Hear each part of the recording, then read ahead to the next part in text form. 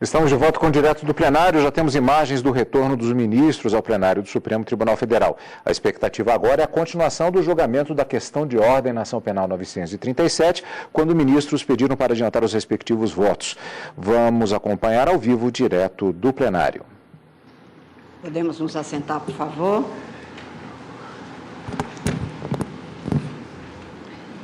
Declaro reabertos os trabalhos. Para a continuidade da questão de ordem, ação penal 937, ministra Rosa Weber, que tinha pedido a palavra, por favor, está com a palavra.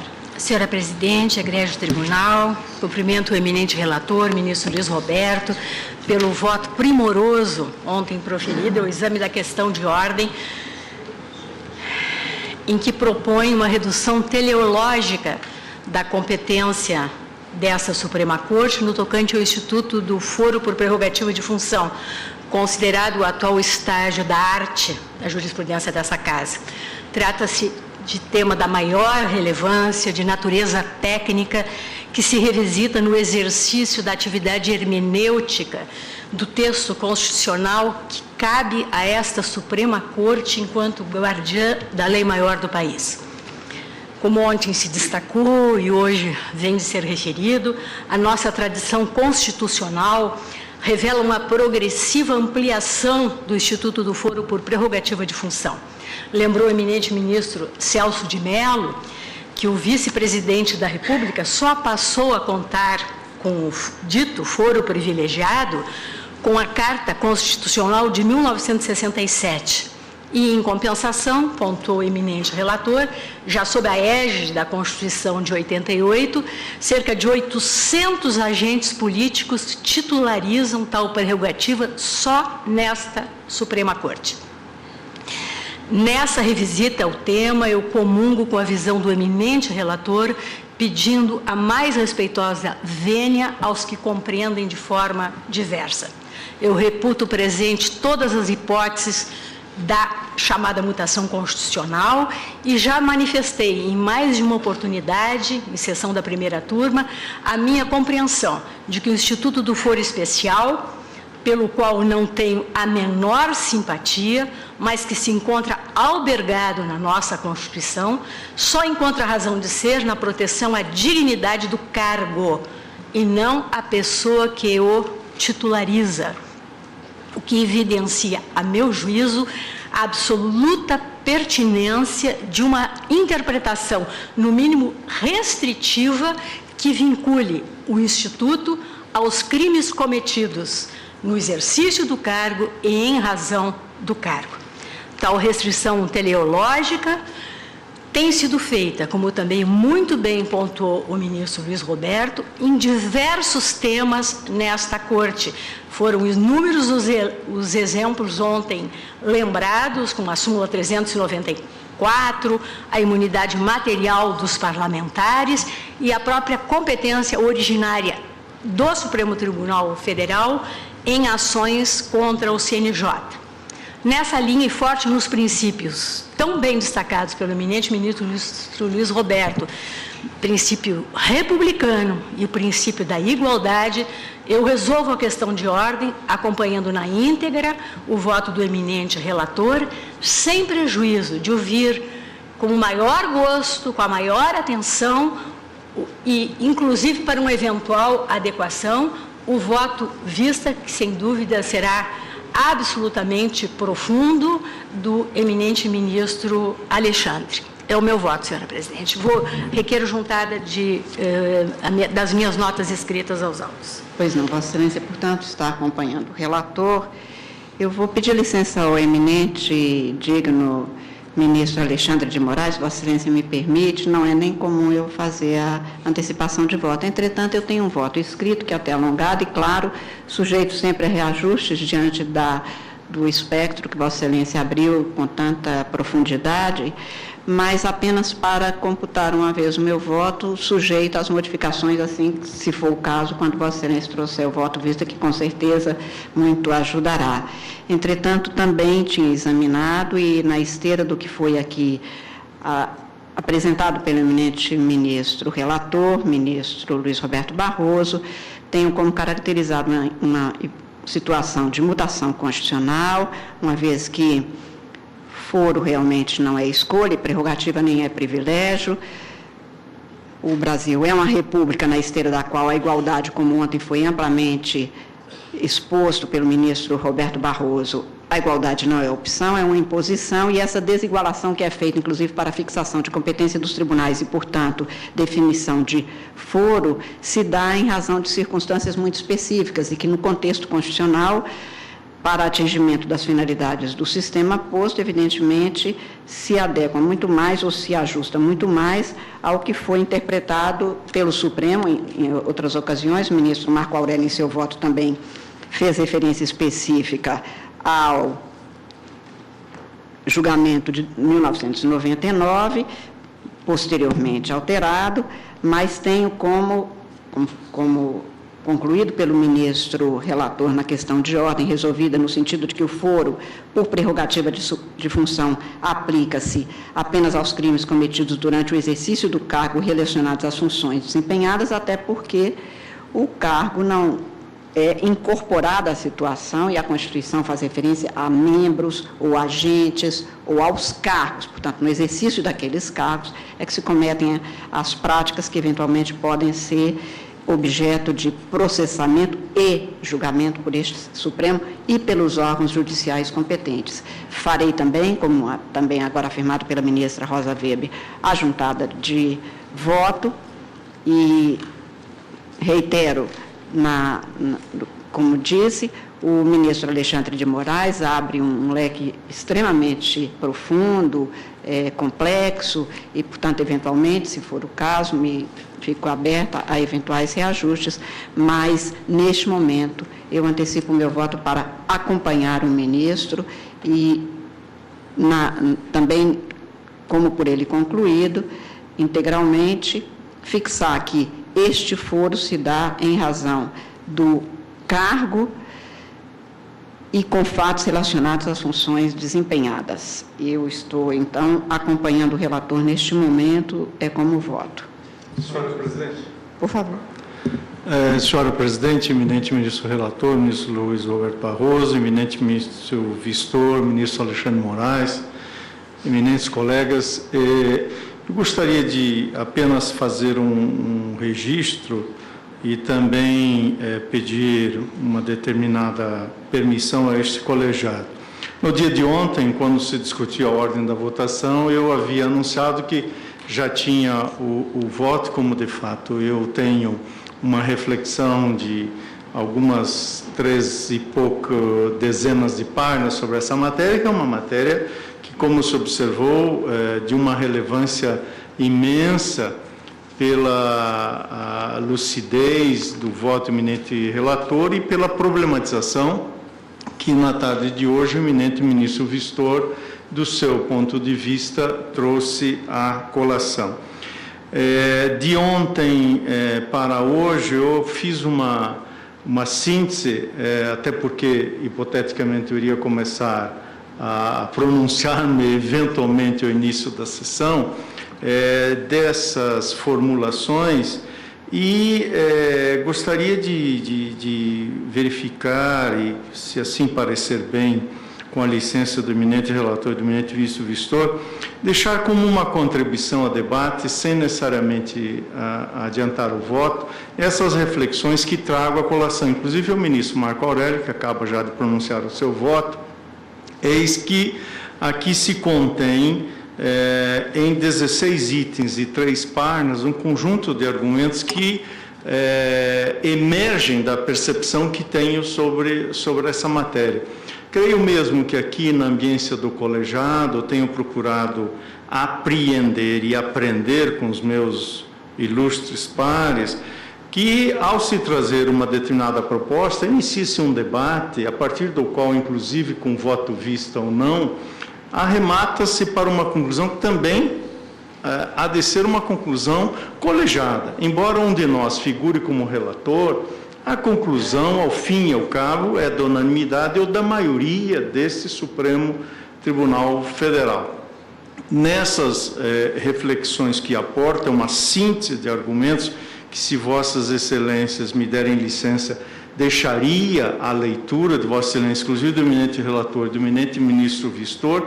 Eu exponho, como ver-se-á ali, um determinado ponto de vista, mas também em homenagem à colegialidade, ao debate que nós vamos prosseguir assim que retornar à vista do ministro Alexandre de Moraes, partindo de uma premissa, que não está em discussão o foro de prerrogativa por função, mas sim sua amplitude, a sua extensão. Na verdade, este é o debate. E a posição que tem a premissa não é desconhecida, aliás, já tive a oportunidade de externar publicamente, e essa reflexão, a rigor, subscreve essa ordem de ideias. Mas, em homenagem a esse sentido de colegialidade, e, portanto, fazendo o registro do que disse ontem, de ter essa reflexão pronta, eu me permito, portanto, aguardar o voto vista, mas também peço licença a fazer chegar, inclusive, os que já proferiram o voto, essas singelas reflexões. É o registro que eu gostaria de fazer, senhora Agradeço presidente. a Vossa Excelência, e todos nós nos sentiremos muito honrados e, com toda certeza, será uma contribuição importante. Eu gostaria de fazer breves considerações. Primeiro, elogiar o voto do ministro Alexandre de Moraes, quer dizer, e faço isso muito sinceramente. A vida é feita de diferentes pontos de observação, as pessoas têm circunstâncias diferentes, percepções diferentes da realidade, e devo dizer que eu, inclusive, concordo com Sua Excelência em algumas das suas reflexões. Uma delas, que considero importante, é que a redução drástica do foro que eu propus, e, enfim, gostaria que prevalecesse, não é garantia de solução dos problemas de impunidade. Pelo contrário, eu acho que em algum lugar do futuro próximo prevaleça a minha posição ou prevaleça a deliberação do Congresso para reduzi-lo drasticamente. Eu acho que em algum momento nós vamos ter que pensar o que é conveniente de se colocar no lugar. Portanto, esta preocupação de que nós poderemos tirar um problema, porque é um problema, do colo do Supremo, sem necessariamente resolvê-lo, eu também tenho, e acho que nós vamos ter que pensar isso logo ali na frente. O que eu gostaria de assinalar são 3 pontos muito objetivos e sem a preocupação de refutar, apenas pontuar ideias minhas. Quer dizer, a vida tem uma dimensão real e uma dimensão simbólica.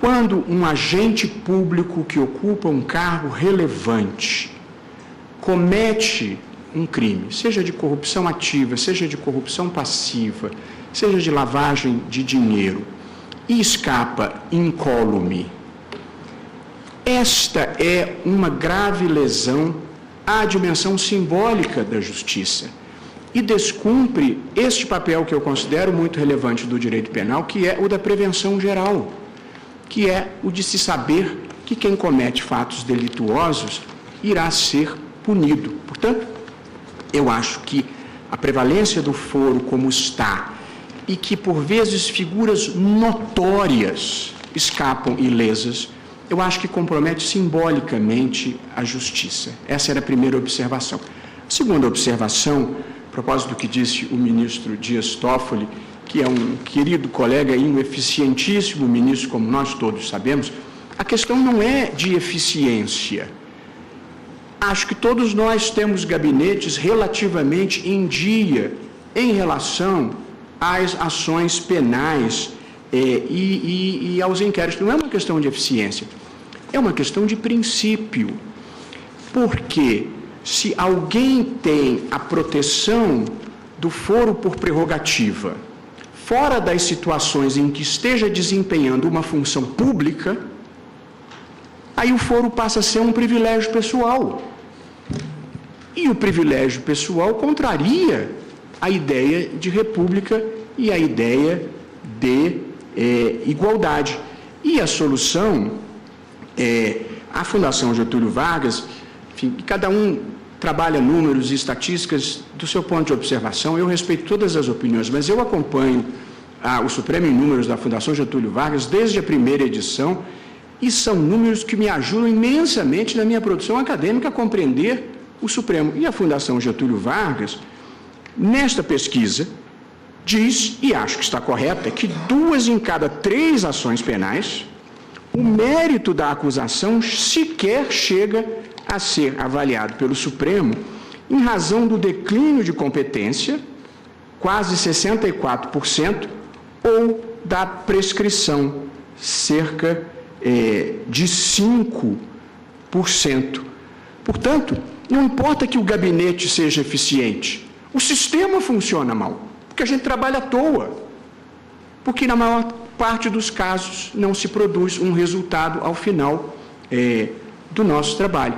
E, por fim, presidente, apenas para reiterar, com todo respeito, se não fizesse diferença o foro privilegiado, não haveria este empenho em manter, isso é multipartidário, a grande vantagem dessa crise brasileira e da corrupção sistêmica é que não dá para apontar o dedo para um ou para outro, não foram falhas pontuais, foram falhas institucionalizadas de arrecadação e de distribuição por tanta gente, que é impossível não sentir vergonha pelo que aconteceu no Brasil. Mas o que nós estamos vendo é que, se não fizesse diferença, se não assegurasse ou impunidade, ou pelo menos menos celeridade, não haveria essa disputa por ficar em cargos que têm foro no Supremo. E basta abrir os jornais para saber que manter a jurisdição do Supremo é uma bênção, porque supõe-se, a meu ver, com acerto, que a jurisdição de primeiro grau vai ser mais ágil e mais eficiente, quando de resto já existem mais de 140 condenações, quase todas mantidas pelas instâncias superiores. Portanto, respeitando todos os pontos de vista, eu acho que não há argumento capaz de desfazer a realidade óbvia de que, por lei, medida provisória ou nomeações, se quer assegurar o foro no Supremo. E há de haver alguma razão para isso. Muito obrigado, presidente. Agradeço a Vossa Excelência. Pequena observação. Ministro Luiz Roberto, lembra a Vossa Excelência que na primeira turma estivemos não lembro se no ano passado ou ainda no anterior, a examinar um caso de suposta aplicação da Lei Maria da Penha em função do foro por prerrogativa de função? Tem cabimento. O próprio plenário, uma vez contra o meu voto, deixou de receber uma denúncia considerada até um laudo do Instituto de Criminalística, cujo crime era um crime contido na Lei Maria da Penha. Né? Sim. Pois não, proclamo o resultado provisório após o voto do ministro relator, que resolvia a questão de ordem no sentido de fixar que o foro por prerrogativa seria adstrito aos membros, aqueles que estivessem no cargo e em exercício de fatos do cargo, e ainda de fixar o momento em que esta competência ficaria fixada, no que foi acompanhado em parte pelo ministro Marco Aurélio e ainda acompanhado pelas ministras Rosa Weber e Carmen Lúcia, pediu vista dos autos o ministro Alexandre de Moraes. Aguardo os demais. Ministro Luiz Fux, da relatoria de Vossa Excelência, apregou para julgamento a questão de ordem na repercussão geral em recurso extraordinário 966-177, procedente do Rio Grande do Sul e sendo recorrente o Ministério Público do Estado do Rio Grande do Sul, e recorrido Guilherme Tarigo Heinz. Vossa Excelência tem a palavra. Excelentíssima senhora presidente, ilustre representante do Ministério Público, senhores ministros, advogados, estudantes presentes. Senhora presidente, aqui é uma questão de ordem, num recurso extraordinário contra um acordo que, com fundamento nas liberdades individuais, entendeu atípica a prática dos jogos de azar previsto no artigo 50 do Decreto-Lei 3688/41, Lei das Contravenções Penais. Não está em jogo, efetivamente, a questão sobre a atipicidade da conduta. O que está em jogo é que o Ministério Público de Santa Catarina ele formulou um pedido no sentido de que determinar o sobrestamento de processos penais que veiculem uma tese submetida à repercussão geral poderia trazer risco concreto de prescrição de determinados casos. Então, a questão de ordem que eu trago aqui é para nós discutirmos sobre se, em razão do sobrestamento dos processos, por força do artigo 1035, parágrafo 5º do Código de Processo Civil, se uma vez suspensos os processos, também devemos considerar suspensa a prescrição. E há aqui algumas questões periféricas, mas que são importantes. Uma vez suspensos os processos, como é que fica a situação do réu preso?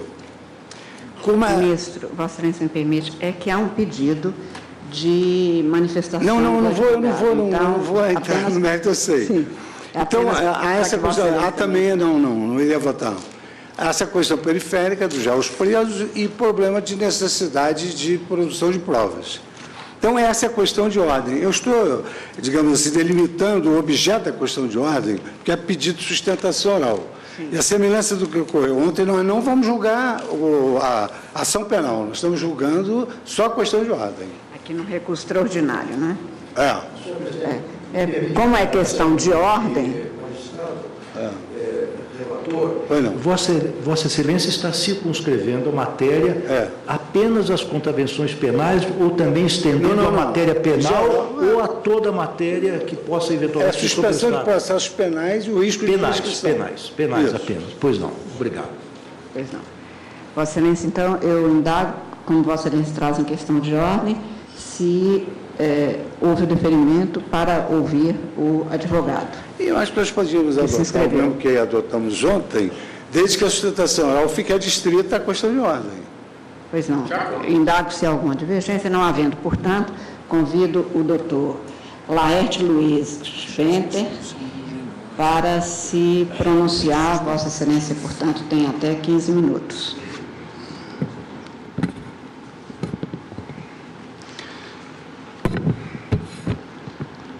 Excelentíssima ministra presidente desta Corte, Carmen Lúcia, excelentíssimo ministro relator, Luiz Fux, excelentíssimo ministro decano, Celso Mello, excelentíssima ministra Rosa Weber, excelentíssimo ministro Fachin, excelentíssimo ministro Lewandowski, excelentíssimo ministro Marcos Aurélio de Mello, excelentíssimo ministro Barroso e excelentíssimo senhor ministro Alexandre de Moraes. Quero saudar também senhor Procurador-Geral da República, quero saudar senhores advogados, serventuários desta Corte, senhores e senhoras, estudantes de Direito em geral, acadêmicos que aqui prestigiam os trabalhos, deste que é hoje, sim, o maior instrumento de reafirmação da democracia brasileira, Supremo Tribunal Federal. Nossas mais profundas e sinceras saudações em nome de toda a cidadania brasileira. Me restringirei, Excelência, senhora presidente, objetivamente à matéria suscitada pelo muito digno ministro relator Fux. Trata-se aqui do recurso extraordinário manejado pelo MP Rio Grande do Sul, em que faz a repercussão da matéria quando tange ao afastamento da tipicidade. Especificamente o artigo 50 do Decreto-Lei 368841, onde esta Suprema Corte já recebeu e reconheceu a repercussão geral. Embora, quando examinada lá pela turma do Estado do Rio Grande do Sul, esse exame se deteu à norma infraconstitucional. Pois vejamos, a suscitada e específica questão de ordem, na nossa compreensão, absolutamente própria e fundamental, que o relator Fux traz, para dividir com todos os seus pares, abre a discussão a saber sobre qual o alcance da suspensão processual prevista no artigo 1035, parágrafo 5º, do Código de Processo Civil, sobre processos de natureza penal. Vejamos o que diz lá. O Supremo Tribunal Federal, em decisão irrecorrível, não conhecerá do recurso extraordinário quanto à questão constitucional nele versada não tiver repercussão geral nos termos desse artigo. Parágrafo 1º. Para efeito de repercussão geral, será considerada a existência ou não de questões relevantes ao ponto de vista econômico, político, social ou jurídico, que ultrapassem os interesses subjetivos do processo.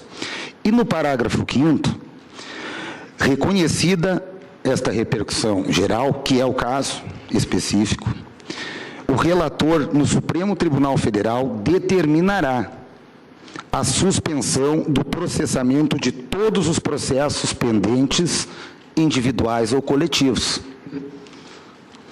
que versarem sobre a questão que tramitem em todo o território nacional.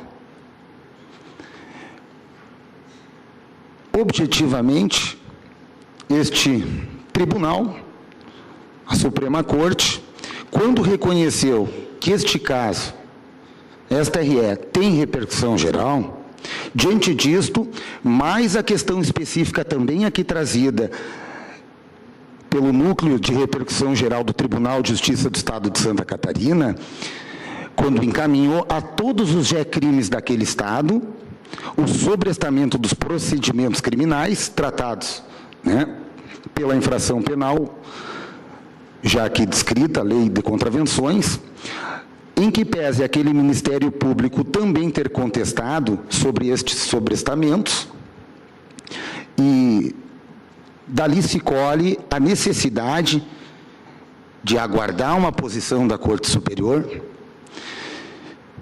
entre outros argumentos, mas estritamente na relação direta com a aplicabilidade do Código de Processo Civil, é importante referir que essa defesa, representamos lá na origem todo o processo, também peticionamos ao senhor relator, alertando essa questão, lá em 30 de janeiro, quando interpusemos uma petição, ali questionando a determinação imediata destes sobrestamentos em todo o território nacional, sem o prejuízo prescricional e muito menos, de outra forma, toda a demanda que só no estado do Rio Grande do Sul são mais de 100 mil termos circunstanciados penais decorridos deste objeto, desta discussão.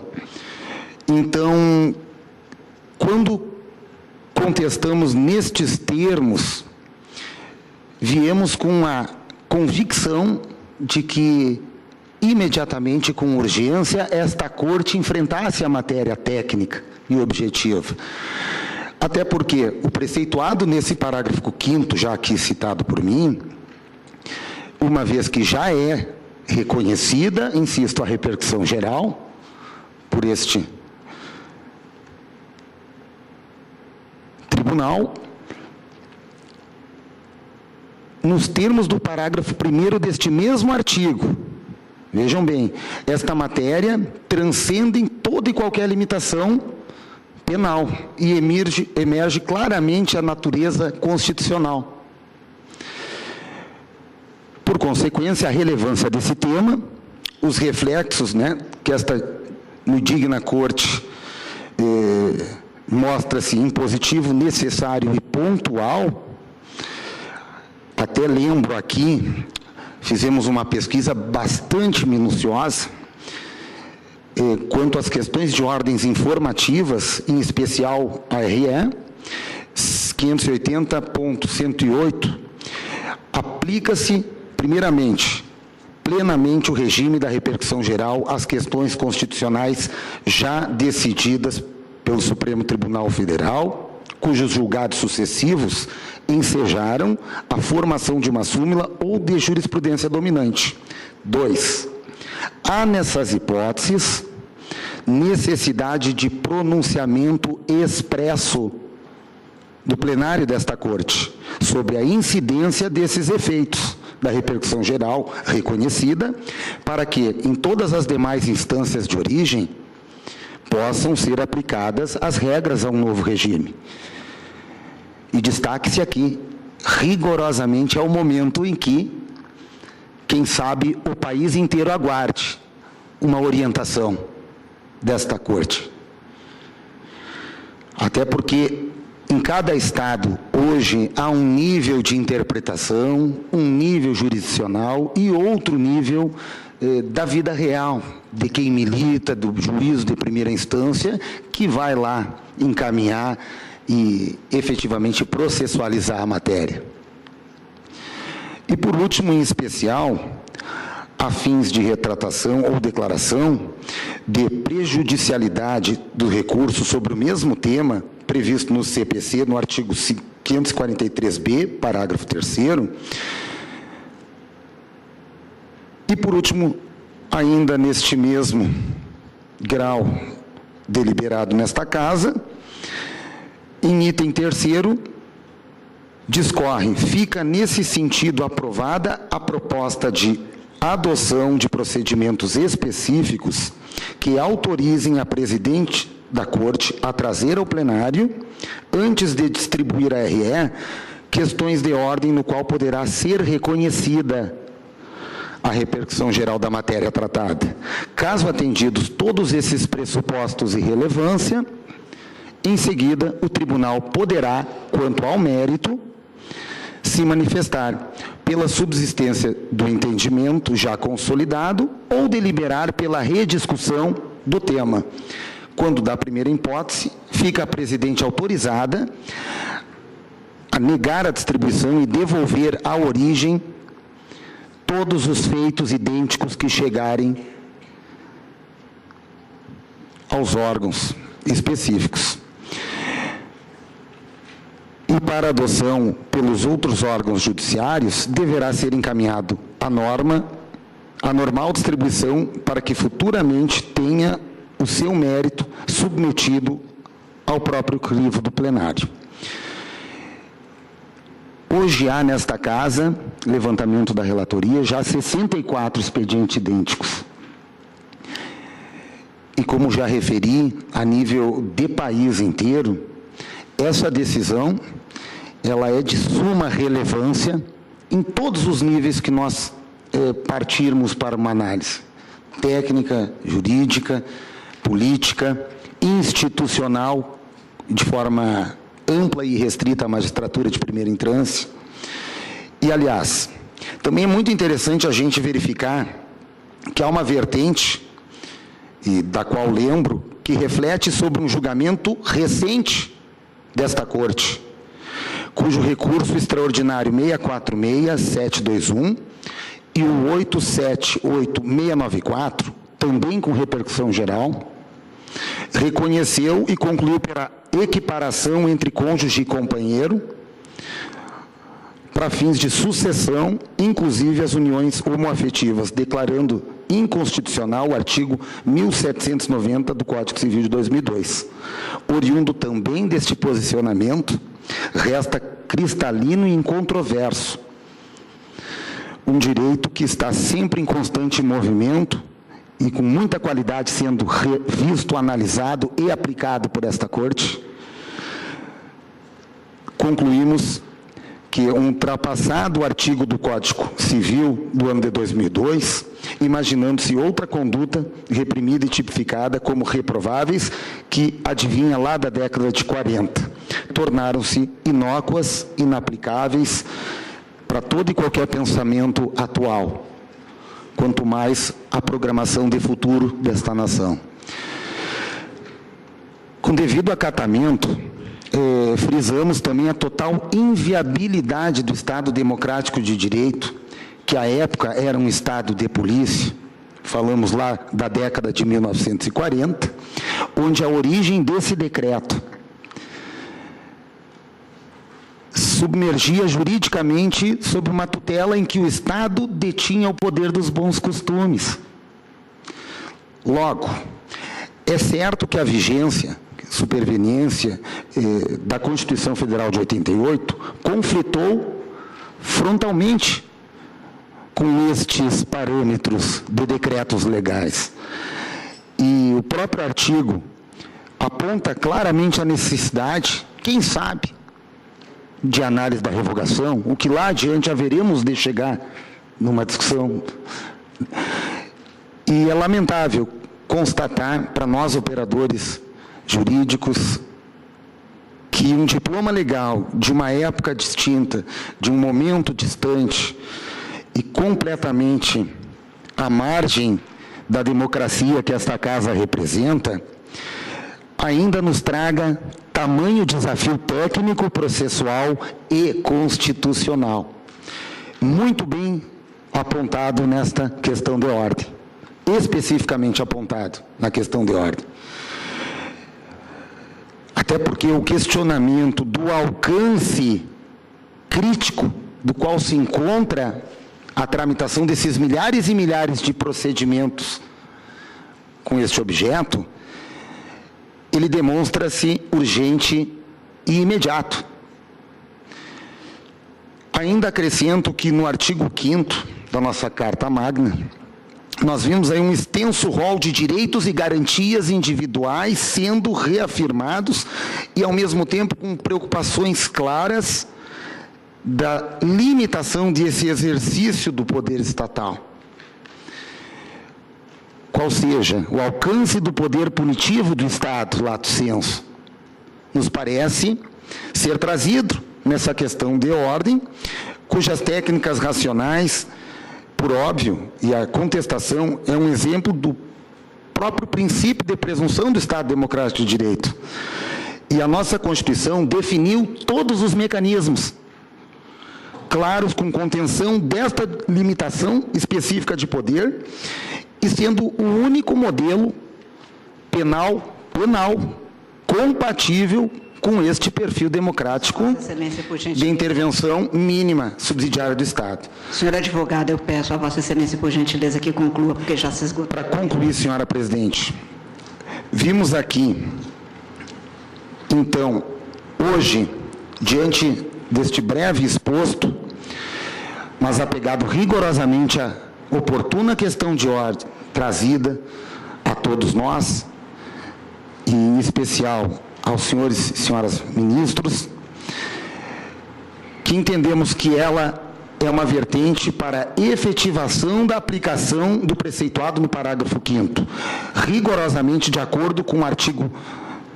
1035 do Código de Processo Civil, e que, reconhecida a repercussão geral nos termos do parágrafo 1º por esta Corte, neste mesmo artigo, desde já requeremos.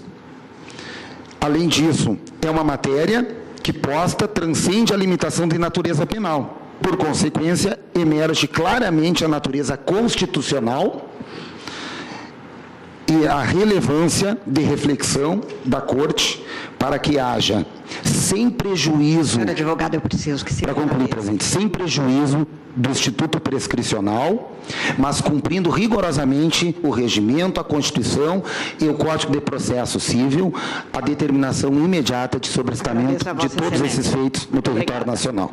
Eu que agradeço, devolvo a palavra. O senhor vice-procurador-geral, doutor Bonifácio, para a sua manifestação. Senhora presidente, senhora ministra Rosa Weber, senhores ministros, nobre advogado, o Ministério Público quer instar ao tribunal para o exame dessa questão. A questão de ordem consiste em saber o alcance da suspensão processual prevista no artigo 1035, parágrafo 5º do Código de Processo Civil.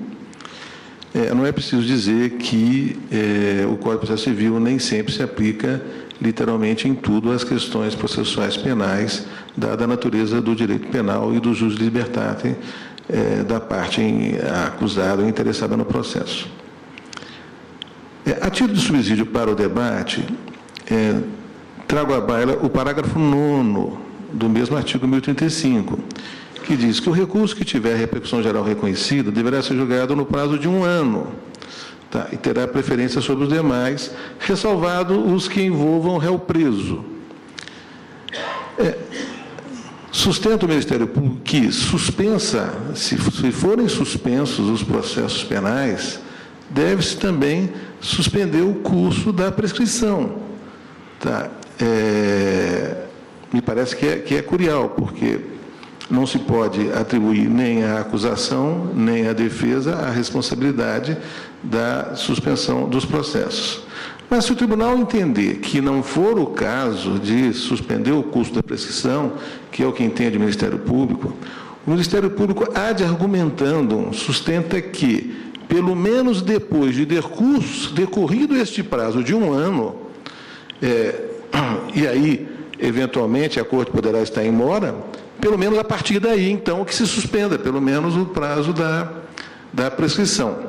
E, de todo modo, é de se levar em conta que não se deveria suspender os processos em que nós temos réus presos, porque poderão, eventualmente, ficar mais presos até do que uma própria eventual condenação. Esses processos deveriam ter curso normal quando tiver um réu preso. É essa a manifestação, senhora presidente. Muito obrigado.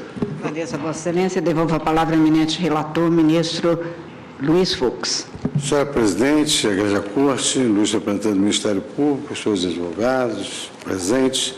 Senhora presidente, com essa intervenção do Ministério Público, que foi exatamente quem suscitou essa questão de ordem, o panorama fica um pouco mais fácil de ser exposto, porque o próprio Dominus Litis preocupou-se com o problema prescricional. Aqui eu trago uma série de digressões sobre a influência exatamente da repercussão geral com a suspensão dos processos nas hipóteses em que podem ser atingidas as pretensões punitivas em razão da prescrição. O artigo 3º do Código de Processo Penal dispõe: a lei processual penal admitirá interpretação extensiva e aplicação analógica, bem como o suplemento dos princípios gerais de direito.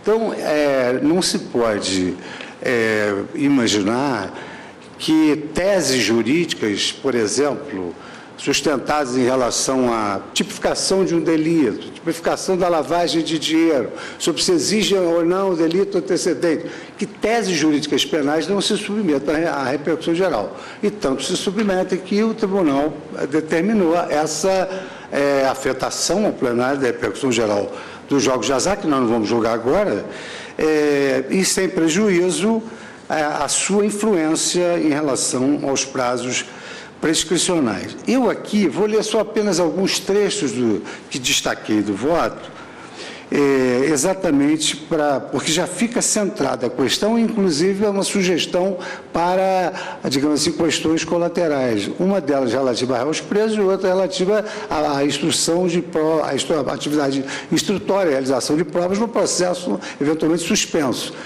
Aparentemente é contraditório realizar prova no processo suspenso, como também manter o réu preso, porque o processo está suspenso, a depender da solução da questão submetida à repercussão geral. Então, digo eu, atualmente são hipóteses de suspensão de prescrição expressamente previstas no ordenamento jurídico nacional: 1. Os incisos 1 e 2 do artigo 116 do Código Penal, que tratam, respectivamente, da questão a ser resolvida em outro processo, da qual dependa o reconhecimento da existência do crime e da suspensão enquanto o agente cumpre pena no estrangeiro. Segundo o artigo 366, que estabelece a suspensão do processo e a suspensão do prazo prescricional quando o réu é citado por edital. Em terceiro lugar, o artigo 368, que fixa a suspensão nos casos do acusado citado em estado estrangeiro. E aqui, então, cito outras hipóteses de suspensão. E assento que esse artigo, parágrafo 6 do artigo 89 da Lei dos Juizados Especiais, que é uma lei mais recente, ele prevê a suspensão da prescrição em caso de aplicação do Instituto da Suspensão Condicional do Processo. Então, já começa o direito penal a desenhar aí uma hipótese de suspensão da prescrição em razão da suspensão do processo.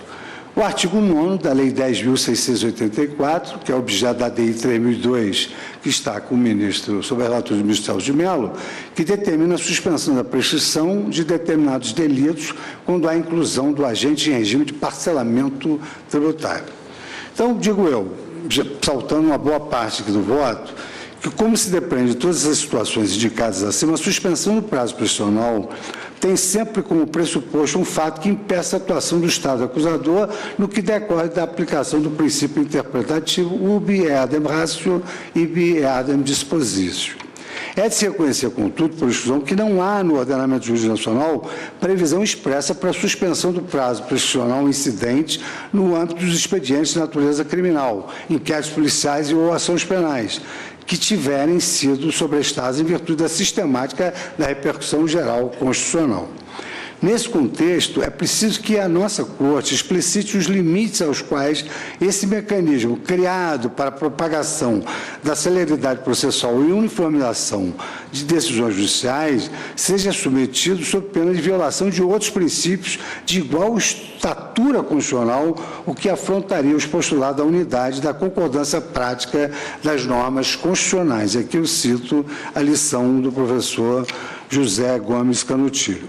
O que se propõe, para tanto, diante da sobredita ausência de previsão expressa quanto à suspensão do prazo prescricional no âmbito dos processos criminais sobrestados, é que se aplique a técnica hermenêutica da interpretação conforme a Constituição, para que se proceda a uma interpretação da hipótese fático-processual trazida pelo artigo 116.1 do Código Penal, justamente uma das causas de suspensão da prescrição já reconhecida pelo legislador pátrio, que se afigure como compatível com as demais normas consagradas na Constituição no que pertine ao exercício do poder punitivo estatal. Ou seja, não se trata de criar nova hipótese de suspensão de prazo prescricional até então não previsto em lei, mas sim de compreender, a partir de um legítimo exercício de hermenêutica constitucional, que a hipótese de suspensão do prazo prescricional, ora cogitada, já se encontra prevista no ordenamento. E aqui, sintetizando, seria aquela hipótese que fica suspenso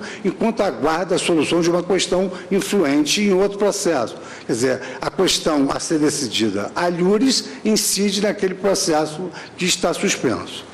Neste plano de análise, cabe destacar inicialmente que são justamente os citados postulados da unidade da concordância prática das normas constitucionais que fundamentam a interpretação conforme a Constituição, tanto como técnica de interpretação geral de normas infraconstitucionais, quanto modalidade decisória aplicável no âmbito do controle da constitucionalidade.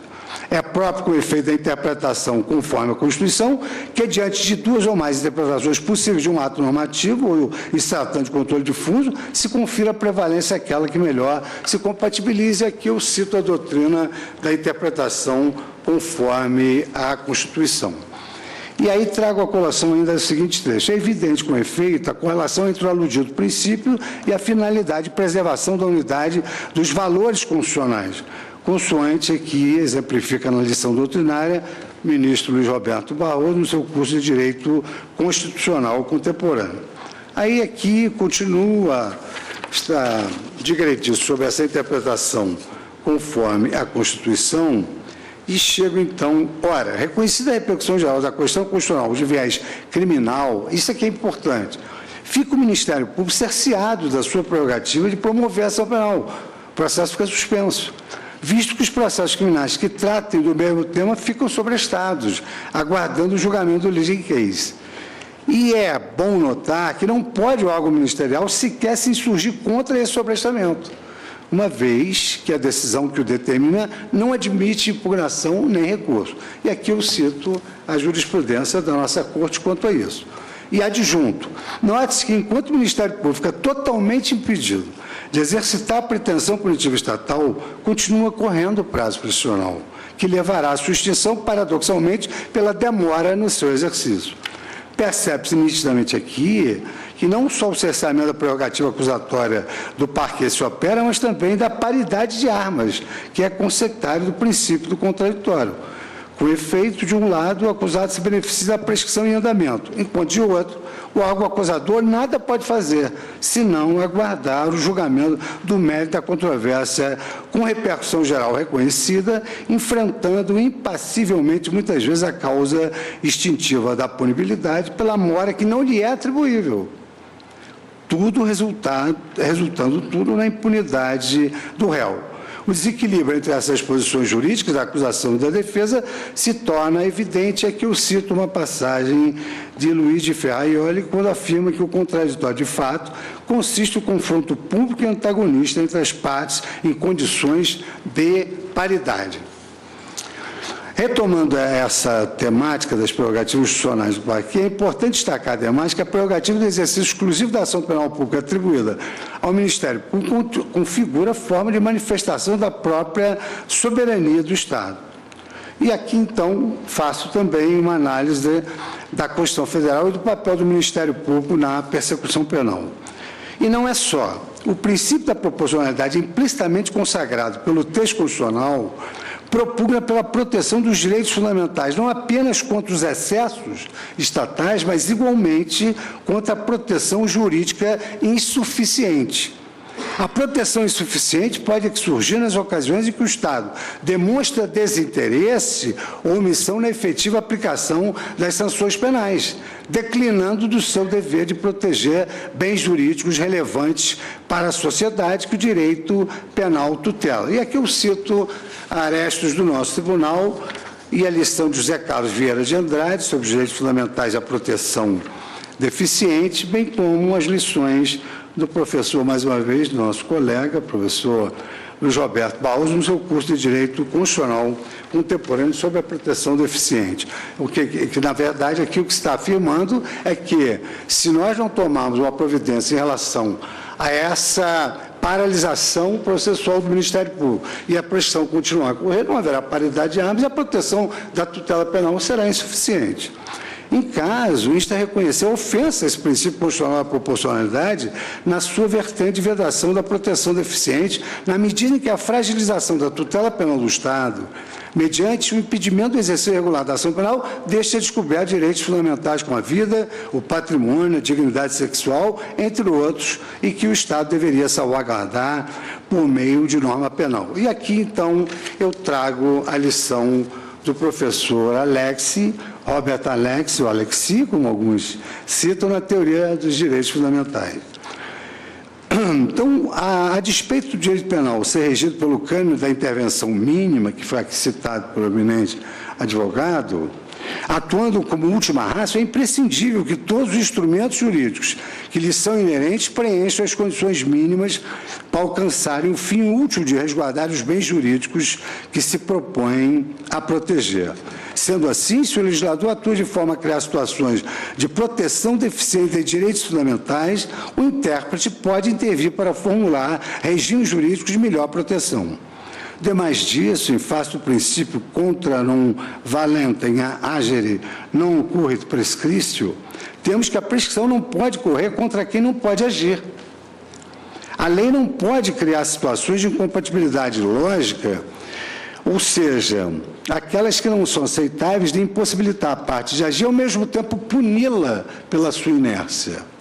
Consequentamente, na presença de obstáculo intransponível ao ius persequendi, imperiosa é a dilação do prazo prescricional, não se admitindo que a lei discipline mecanismo de paralisação da ação e, simultaneamente, permita a continuidade do lapso prescricional. Depreende-se, em suma, a partir da análise dos argumentos acima elencados, que diversas são as normas constitucionais que, direta ou indiretamente, são violadas a partir da não suspensão do prazo prescricional da pretensão punitiva, no que condiz aos delitos que são objeto de expedientes de ações penais que foram sobrestadas em decorrência da aplicação sistemática processual da repercussão geral.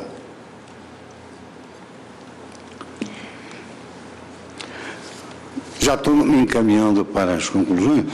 Diante de tal quadro, o que se propõe é, a partir da invocação dos postulados da unidade e da concordância prática das normas constitucionais, afastar o sobredito aspecto de violação a normas de assento constitucional, interpretando a legislação infraconstitucional que regula a suspensão dos prazos prescricionais da pretensão punitiva, de modo a abranger, no que concerne a regra prevista no artigo 116.1 do Código Penal, a hipótese fática processual inerente ao sobrestamento de inquéritos policiais e ações penais em decorrência do disposto no artigo 1035, parágrafo 5º do novo CPC.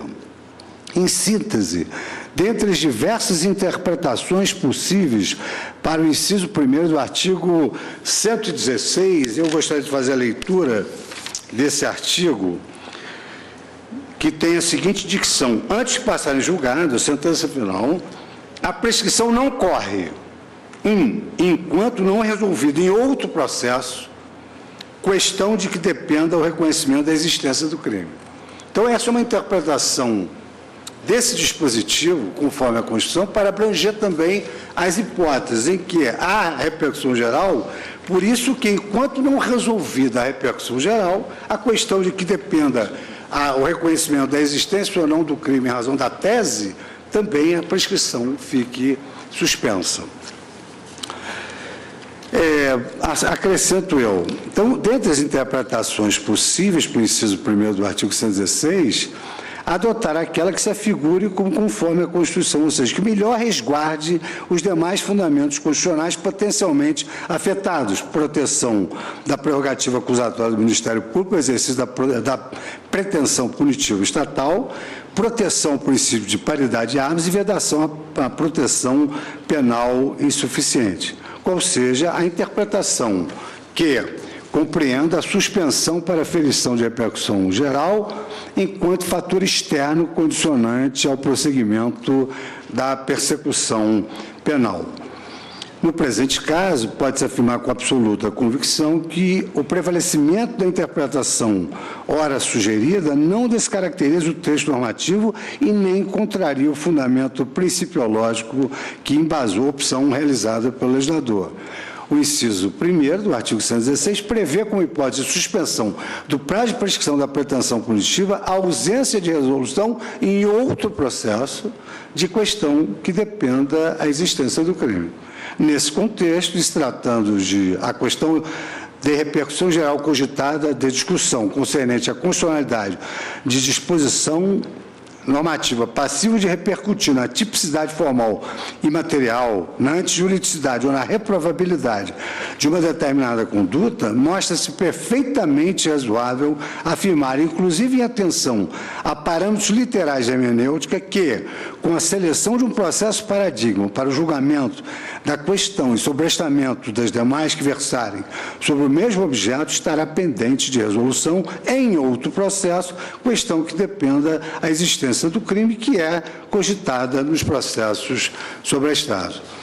Ademais, conforme se destacou, não apenas a regra expressa no artigo 116, inciso 1º, como todas as demais hipóteses de suspensão do prazo prescricional da pretensão punitiva prevista no ordenamento jurídico nacional, possuem como pressuposto o fato que impeça a atuação do Estado acusador.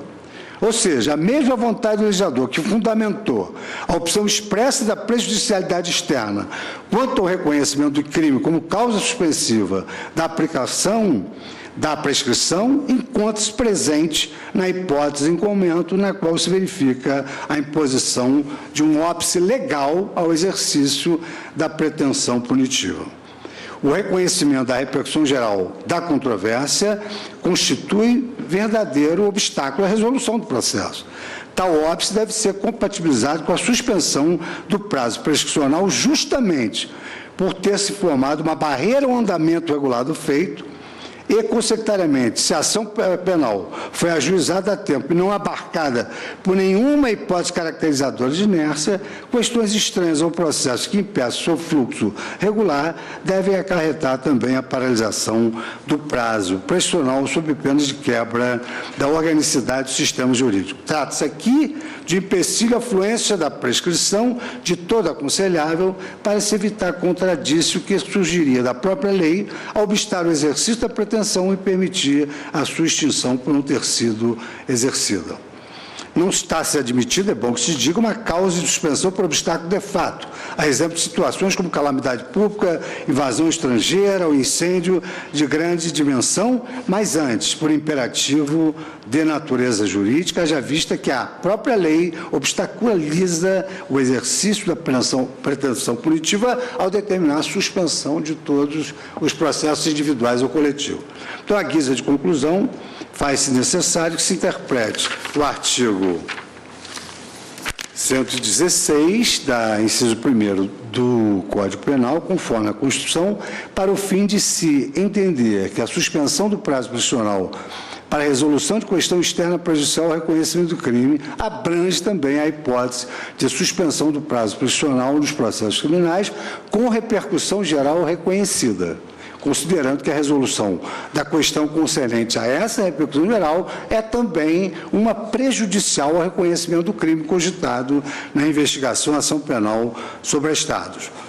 No caso, dita a interpretação do artigo 116(1) do Código Penal, conforme a Constituição, se mostra possível, porque o legislador, ao impor a suspensão dos processos sem instituir simultaneamente a suspensão dos prazos prescricionais, criou um sistema processual que vulnera o exercício da atuação do parquê, que é a manifestação da própria soberania do Estado, bem como o princípio da paridade de armas e do contraditório, mercê de tornar deficiente a proteção jurídica ofertada aos direitos fundamentais pela norma penal. É imperioso, por conseguinte, que este tribunal dê força normativa e aplicabilidade imediata aos referidos fundamentos de assento constitucional, mantendo-se com a suspensão do prazo prescricional nos processos criminais com repercussão geral reconhecida, a harmonia, a unidade e a sistematicidade do ordenamento jurídico. Por esses fundamentos, senhor presidente, saltei alguns pontos aqui, porque entendi que com a fala do Ministério Público a questão se tornou um pouco mais simples.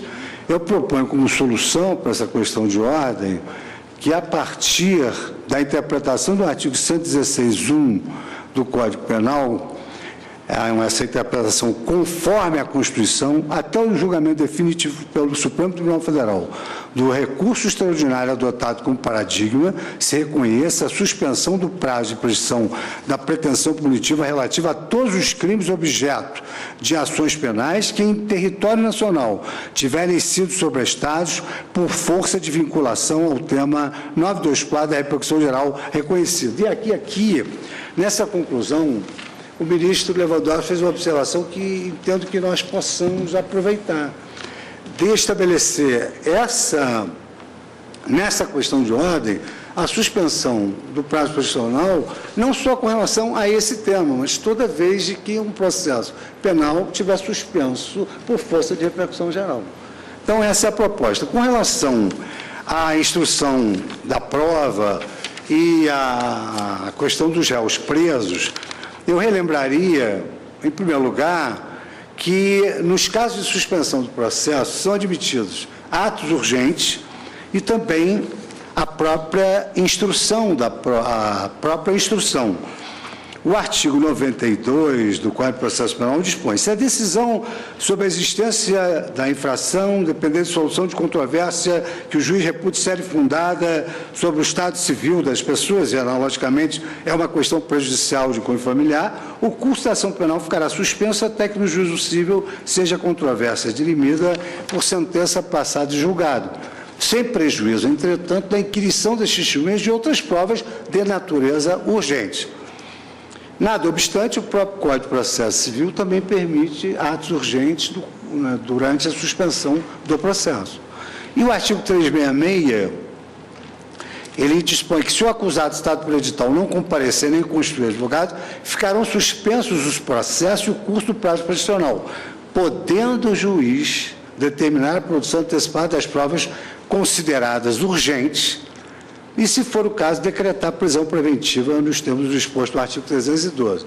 Então, a proposta adicional seria essa: não, digamos assim, não deixar de sobrestar os processos onde há réu preso, mas deixar o critério do juiz aferir a legitimidade das medidas de constrição e a necessidade de produção de provas urgentes, mercê da suspensão do processo. Então, basicamente, é essa a proposição na questão de ordem. E quanto à prescrição, como é que você... Suspensa a prescrição. Suspensa a prescrição. Suspensa o processo, fica suspensa a prescrição. E suspensa fluência do laudo jurisdicional a partir do momento em que o tribunal reconhece a existência da repercussão geral. Só presta no momento em que os processos são suspensos. Sim, portanto, reconhecida a repercussão geral... E sobrestados os processos... Pois bem, a partir desse momento é que incide a causa obstativa, suspensiva e impeditiva da fluência do prazo prescricional. É essa a tese.